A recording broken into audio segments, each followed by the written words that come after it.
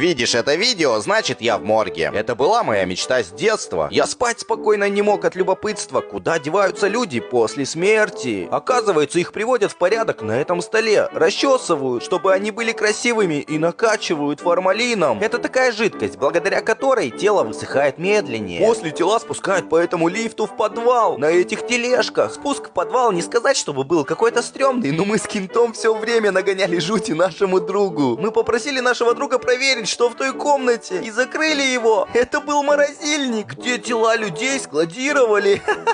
Он кричал, молил о помощи. Но я проявил милосердие и выпустил его. Жень, прости, это Антон. Так вообще Это просто. Антон. Жень, это Антон. Это он. Это Антон. Жень, это Антон. Короче, в следующей части я покажу вам, что находится внутри этой морозильной камеры. А также покажу, какие еще страшные комнаты скрывает этот морг. Подпишись, чтобы не пропустить. Сразу ты чего? Блядь.